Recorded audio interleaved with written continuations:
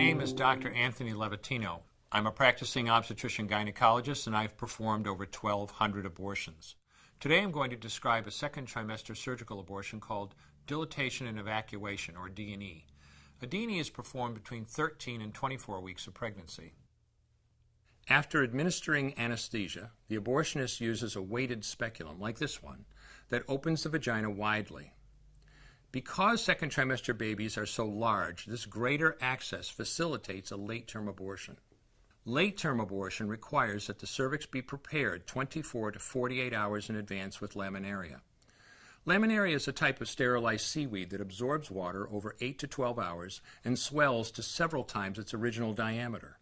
Once removed, metal dilators can be used to further open the cervix as needed.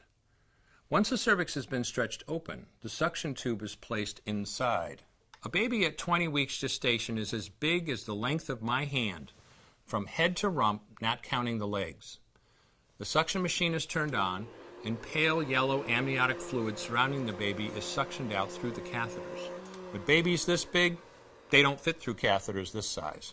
The baby's bones and skull are too strong to be torn apart by suction alone. This is a Sofer clamp. A Sofer clamp is made of stainless steel. It's about 13 inches long. The business end is about 2.5 inches long and 1/2 inch wide, and there are rows of sharp teeth. This is a grasping instrument. When it gets a hold of something, it does not let go. The abortionist uses this clamp to grasp an arm or leg. Once he has a firm grip, the abortionist pulls hard in order to tear the limb from the baby's body.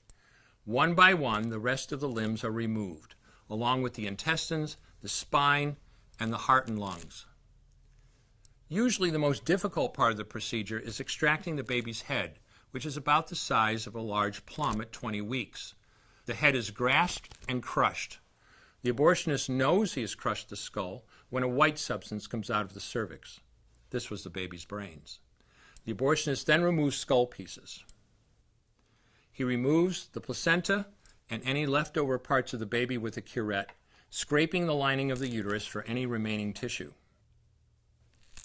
The abortionist then collects the baby parts and reassembles them to make sure that there are 2 arms, 2 legs, and all the pieces.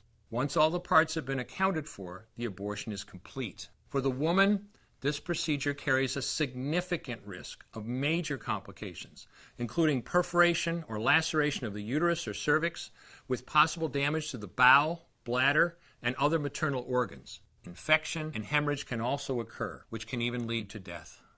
Future pregnancies are also at greater risk for loss or premature delivery due to abortion-related trauma and injury to the cervix. As I mentioned at the beginning, I'm Dr. Anthony Levatino, and in the early part of my career as an OBGYN, I performed over 1,200 abortions. One day, after completing one of those abortions, I looked at the remains of a preborn child whose life I had ended, and all I could see was someone's son or daughter. I came to realize that killing a baby at any stage of pregnancy for any reason is wrong. I want you to know today, no matter where you're at or what you've done, you can change. Make a decision today to protect the preborn. Thank you for your time. I will no longer do any more abortions. When you finally figure out that killing a baby that big for money is wrong, that it doesn't take you too long to figure out it doesn't matter if the baby is this big or this big or this big or maybe even this big, it's all the same. And I haven't done any since then, and I never will.